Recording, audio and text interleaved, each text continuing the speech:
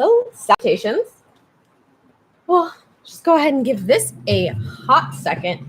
It's been quite the time. Lighting is off, so we'll work on that a tish, but I don't want to look as sweaty as I feel because Mama is not doing good right now, boo. Mama is not doing it. It is rough. So it's been a fun time. I spent like the past 5 minutes stressing because I was like, oh, I'm going to be able to do all this in like 5 minutes. It's going to be fine. It's going to be good. Everything's going to get ready on time. Turns out, for some reason, my Google Chrome does not want to download like anything unless it is a Chrome file, a Chrome HTML, which that won't upload to YouTube. So we had a second. But it's been great. It's been a heck of a time. Let's go over here. Want to double check, make sure sound is coming out of the right holes and whatnot. And so have used my hair is doing pretty solid.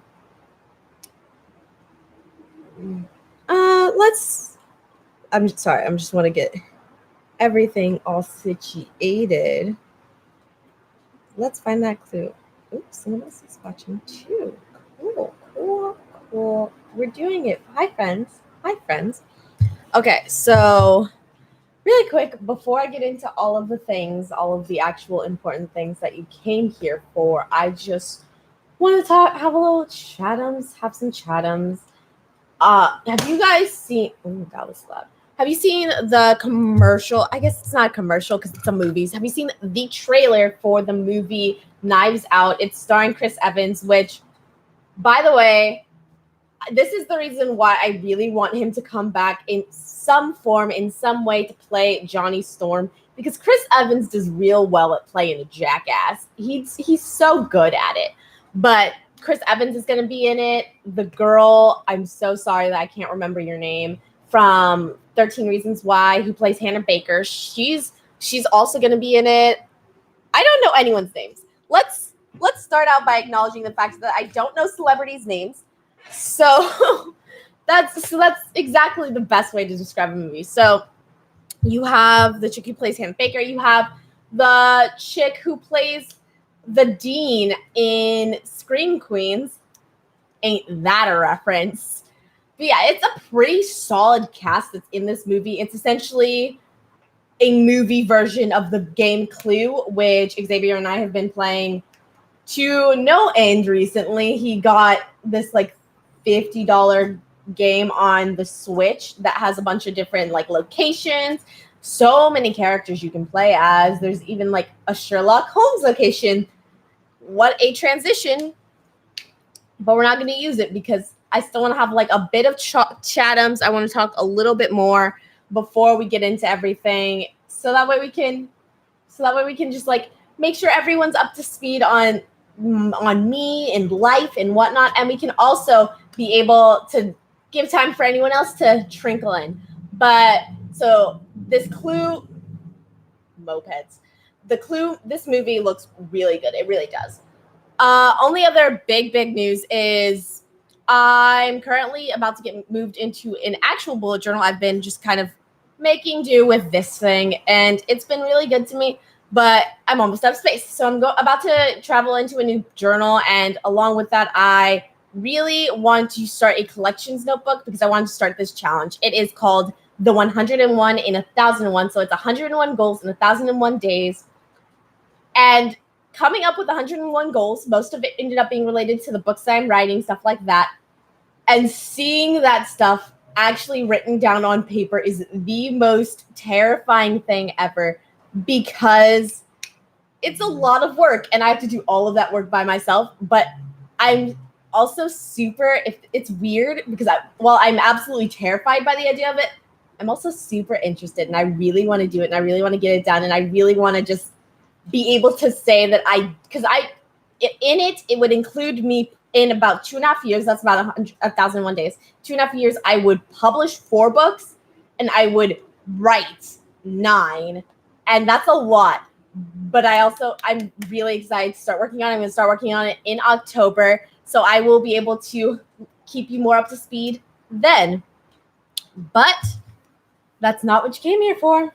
No, you guys y'all came here because you wanted to know more about Sherlock Holmes, or you were very curious about the fact that there was a knife in the thumbnail, that too. But today we are going to be talking about Sherlock Holmes, A Study in Scarlet. Now, I read this book. I've actually read a lot of Sherlock Holmes a while ago. I find that I'm a really big fan of Sherlock Holmes, and I always identified as a fan of Sherlock Holmes.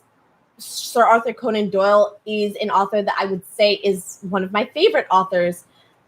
But after reading this book, I'm not quite sure if I am a major fan of the books, of the actual stories in Sir Arthur Conan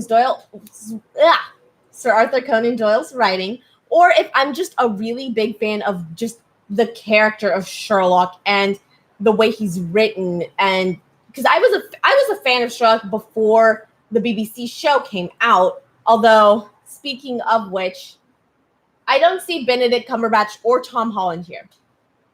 We talked about this, guys. If you don't know what I'm talking about, you need to head over to my Instagram, because over there I did 4 more detailed descriptions of what's going on in these books, and I let you guys know that I was expecting Tom Holland and Benedict Cumberbatch to be here to do this discussion with me.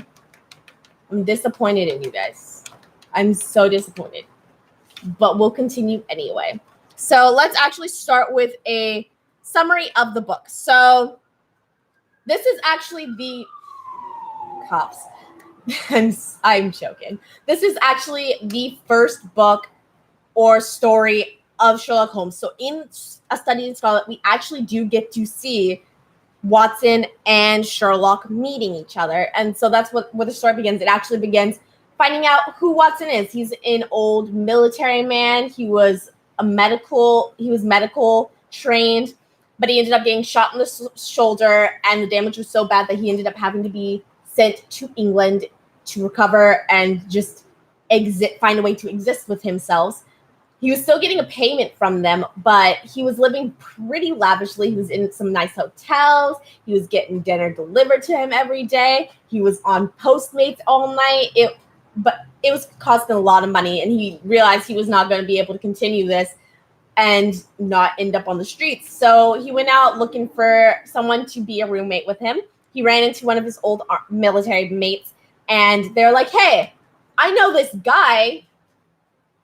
He's looking for a roommate too, but if you meet him, you can't blame me for it." And that's a weird way to tell someone, "Hey, I know someone you can rent a room with." That's a weird way to suggest something like that. How do you not hear that and immediately decide not to go through with that? I don't know, but John decided he wanted to go through. He ends up meeting with Sherlock, and they talk to each other, get to know each other. Obviously, Sherlock deduces everything about John's life in like 3 seconds, because that's the bit that is just who Sherlock is. I look so oily. So they're doing this, and after they've kind of said like, "Hey, I'm kind of interested in being your roommate. Let's see." They start going on kind of a list of each of their own flaws, and one of them that I really thought was interesting was Sherlock. Where did he go? Sherlock ends up telling John, "I get in the dumps at times and don't open my mouth for days on end. You must not think I'm sulky when I do that." I really appreciate this, because maybe this is just me, but I feel like people don't realize that Sherlock is actually mentally ill in a way, or potentially dealing with some mental health issues, aside from the drug abuse, which really it's hinted at in this book, but we don't actually get to see that. And in the Sherlock TV series, you do get to see a decent amount of that. I haven't watched Elementary. I've been really interested in it because Lucy Liu. I was a fan of Lucy Liu from Charlie's Angels, but I have not actually watched it, Elementary, so I can't really say on that. But or the Robert Downey Jr. ones. Was it Robert Downey Jr.? I think so. There's a lot of Sherlock Holmes renditions. The only one I know of was Benedict Cumberbatch, because Benedict Cumberbatch. But in that, you do see the drug abuse. You don't see it a ton in this, but aside from that, there are other issues that Sherlock is dealing with. And to see that this book does open with that and is not trying to hide it in any way, is not trying to make it a subtle thing. He says plainly, hey, I get in a real depressive mood. I can't move. I can't get up. I'll just sit there. Don't think little of me because of this. This is something that I actually have to struggle with. That I really appreciate, especially from a character that has been so ingrained in society to be so efficient, to be so intelligent, and to be such a great detective and so great at what he does, that when it is something that is so mentally demanding and logistic, that is something I appreciate. And that's something that I strive for with this channel, is to show like, hey, I have like all of the mental health issues, but I'm still smart. It's great. So we get them, they start like rooming together. John at first is like, hey, I'm too awkward to try and talk to him, but I'm so curious about all the things he does. The thing that triggers what they actually end up talking about, the thing that triggers their first real interaction since moving in together, is John runs into this article and he's like, the article is about deducing things about a person's life from these little aspects of them. And John's like, oh, this is garbage. She tells Sherlock this is garbage. And Sherlock's like, oh, no, you just don't understand it. I wrote it. And so that starts a little fight between them that leads to John deciding he wants to go out in the field with Sherlock, follow him, see what he does, see how he does the things that he does. And that like kind of dismissal immediately starts shifting into impressiveness and just awe for Sherlock. Now let's get into the actual case here. So what's happened is you have a man who's in a room and is dead. There was no blood on the man, but there's blood on the wall, right, that is spelling out RACHE, which is German, I think German for revenge. And so Sherlock deduces before any of the other detectives that this man was killed with a poison. Later on, we find that his assistant, the murder victim's assistant, was found dead. He had been given multiple stab wounds, and there was like a little pill bottle there that was left there. That pill bottle had 2 pills, one of which was poison. The other one was just regular placebo. That's the word. And so that's basically all that's relevant information to the actual case.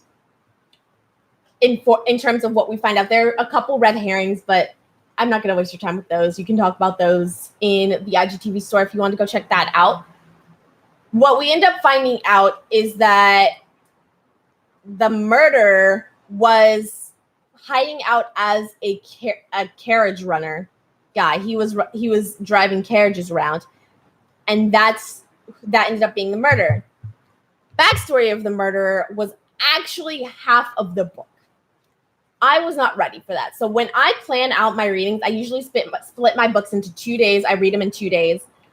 And so I saw that the book ended after chapter 7. So I planned out, like, I'll read 3 chapters one day, the rest of it the other day. So that I got to the second day and I found out, oh, I'm only halfway through the book. There's a part 2 that starts again at chapter 1. Great. So I was really salty. But the entire other half of the book is completely backstory of the murderer. And it just pulls me so far out of the story. I could not get into that part of the story. It was super kind of boring. It was really boring. It was also super anti-Mormon.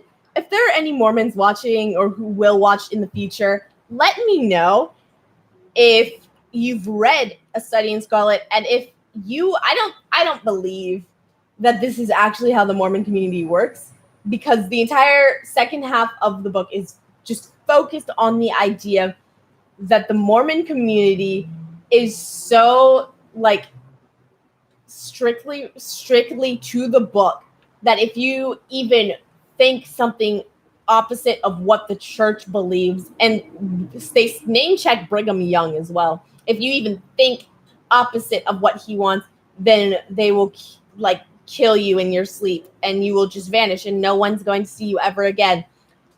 And that's what their idea, that's triggers this entire scene of murders, is that concept.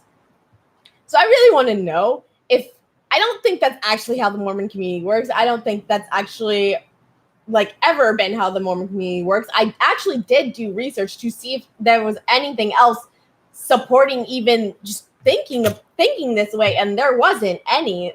I maybe it was just the sources I was trying to use, but I could not find anything. So I want to know if there are any Mormons watching this that have actually maybe been like teased about something like this, or had people ask questions like this, like, hey, like, can't disagree with the Mormon church or you'll die at night. Something weird like that.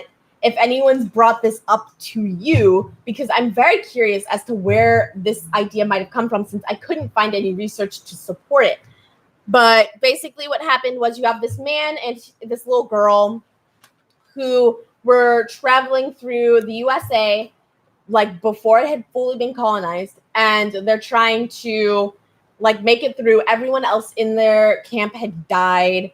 The girl and the man are both about to die of like starvation and dehydration when this group of Mormons, all heading out to Ohio, I think. We're going with Ohio. I completely forgot, but we're going with Ohio right now. So they're on their way to Ohio, and they get picked up by Brigham Young and all of these other Mormons, and they go with them.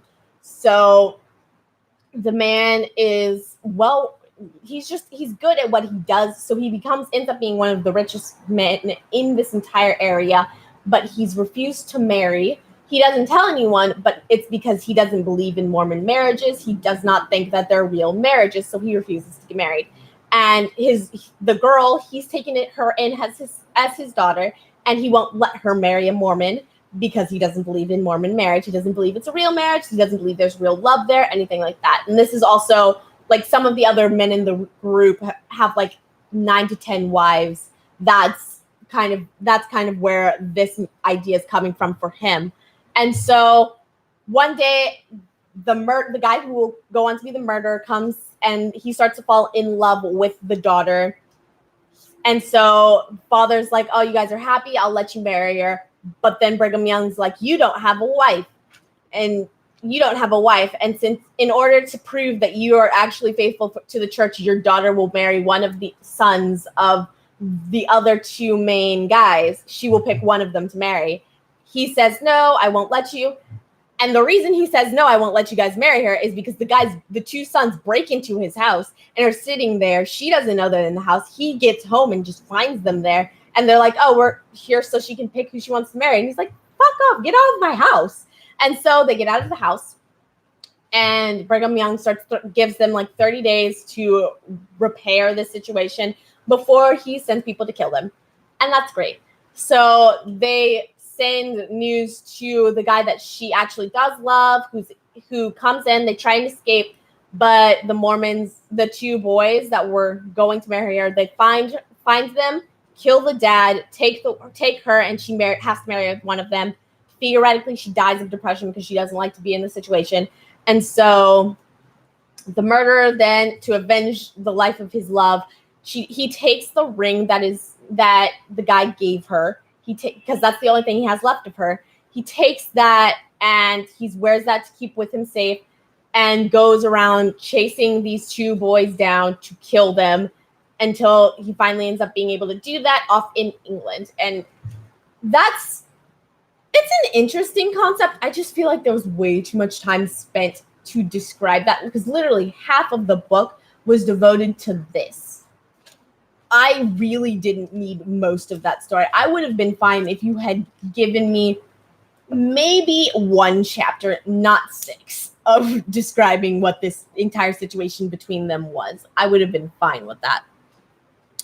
But so that's the basic plot of the story. There were some major talking points that were brought up that I really do want to discuss with you guys. We're just going to use this to hold the book open.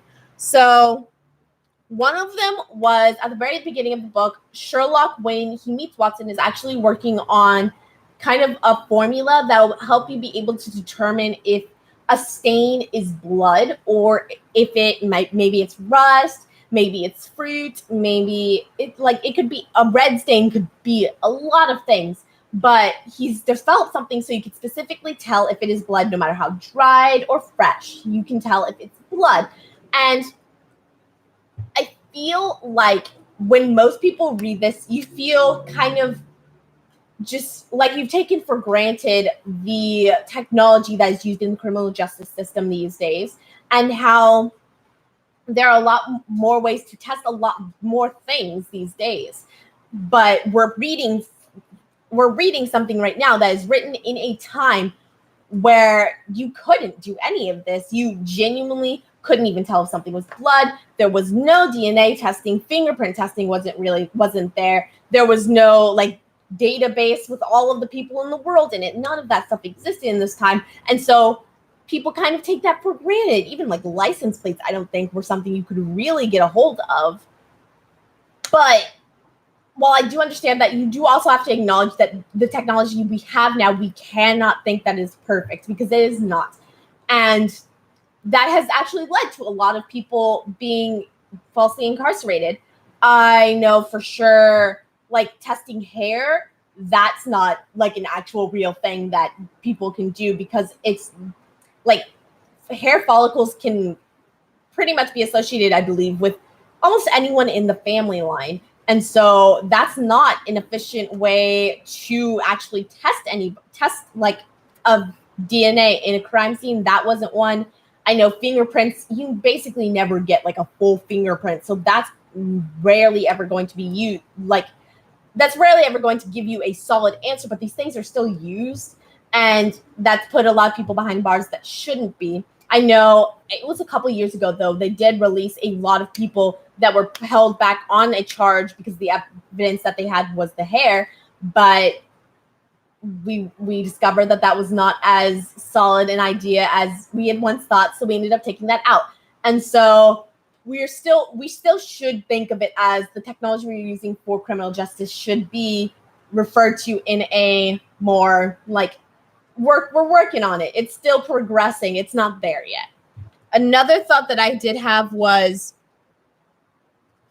Sherlock is talking to John, and he's talking to John, and John's like, hey, but did you know this thing and this thing? You know your little small facts, but do you know these general knowledge facts? And Sherlock says, where is it? Where's the quote? If we went round the moon, it would not make a penny worth of difference to me or my work. And that's an interesting thought. I'm just going to leave this one to you guys, because the next question is one that I really, really want to get to. But I'm going to leave this to you guys. Do you think there's actually a general knowledge? Do you think there's a minimum amount of knowledge or certain information that everyone really should know? Basic math, I can see. I would hope that basic grammar would be something people should be able to hold on to, learning how to read, write, that stuff. But is there do we need to know the order of the planets in the solar system? Do we need to know algebra? Do we need to know how to change your car oil when you can go get that done for you? Do you think that there is a general knowledge above just elementary school math, English, and stuff like that? Do you think there is further knowledge that you should possess, or does it kind of split off into whatever you're actually following and whatever career path you're pursuing? Because that's kind of where Sherlock is. He's like, I don't need to know what's going on in space. I don't even need to know if there is a space. So that's an interesting one. I'm going to toss that one out to you guys. The one that I really, really want to get into, and this one is most interesting to me because I actually used to really want to be a lawyer, and I went to several law camps where we would essentially do a mock trial, and the thing you find out in mock trial is that expert witnesses suck. Let me explain. So when you have people on the stand, as a lawyer, you're trying to get them to say specific things. You're not because you want to have them feed out specific answers, but because you're trying to gear the conversation in a specific direction. When you have an expert witness, you can do that, but the issue with them is they will never give you a straight answer, for one. Like, an expert witness will never give you just a plain yes or no. I 100% beyond a shadow of a doubt believe this will happen, because for the most part, scientists tend to be smarter than that. They know that there's always some dimension where the answer is not this. They understand that. They understand the realm of possibility in a much broader sense than the average person does. So they really will never give you a very clear yes or no. That's this problem with an expert witness, because, and while you understand, like, I understand why a scientist might not give that yes or no answer. They will say, like, I believe there's a really good chance that this will happen. That's basically as close as you'll get to a scientist saying, I believe beyond a shadow of doubt, really. But when you have them in front of a bunch of lay, like, jurors, just average people, that does not bode well. A lot of average people will hear that and be like, oh, but he's not sure. He's pretty sure, but he's not sure. Ooh, but what if it's not? And all you have to do is plant seeds of doubt in a juror's head, and that's enough to get if they have a good enough defense lawyer, that's enough to get the defendant off.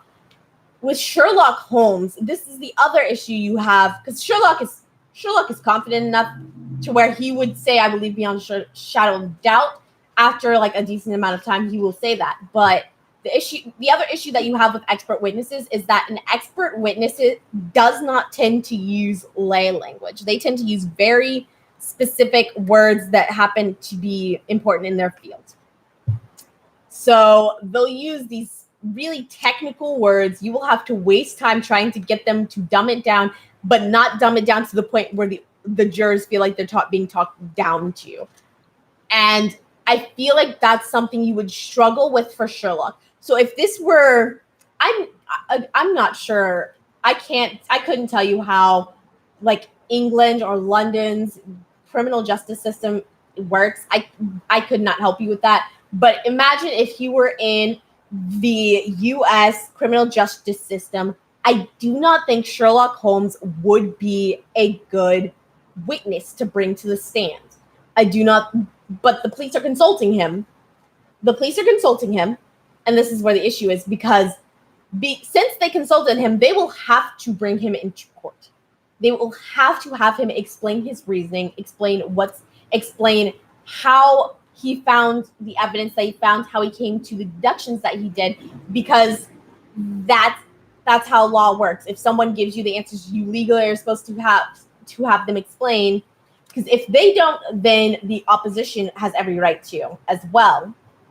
Even if, heck, he could testify on both sides, I believe. So they can bring him in and decide, hey, explain how you figure this out. And if it does not make sense to a juror, or if the jurors doubt how he could actually have figured that out, if they think that he is just blowing smoke, then they will not believe any conclusion that he's drawn. If they can't understand what he's saying, then they might not believe the conclusions that he's drawing. And so I genuinely, as amazing as Sherlock Holmes is, like, that should be, maybe that's a book I should write, Sherlock in Court. And because as amazing as he is, I do not think that his deductions, his logic, the things that I do truly love about Sherlock, just the way he talks when he is going over how he figured something out. While in the book, that it does get a little tedious because it happens a lot. It does get a little tedious after a point, but when he does it, like, the first time, my heart, I love it so much. But if I was a lawyer, I would be cussing out my police department, telling them to never bring him in to help on another case, because he's not going to be able to explain to the jury what happened, why it happened, how he figured out what happened. And honestly, this is probably another issue you would have with other characters like Sherlock Holmes, like Adrian Monk. Monk is another show I really like. He is known as the defective detective, he already had like a bunch of phobias, a bunch of OCD issues, stuff like that. Then his wife was murdered, and that sent him into a full relapse. And so now he can't even go into a crime scene without like trying to clean up the dirt and stuff in the area. I don't think his communication abilities would be able to extend far enough to allow him to speak in front of a jury well and explain everything in front of a jury, and to even be in front of a jury without having to try and like maybe tidy up someone's tie or just not go into a full panic attack based on the things that the jury, the people out in the rest of the courtroom are just look like, how everything is arranged. I don't think he would be able to handle that situation. So I don't think you would want to have him in on a case like that, because you would have to end up bringing him in to those court proceedings and stuff like that. So we are getting pretty hard on time. And that was kind of the last question I have.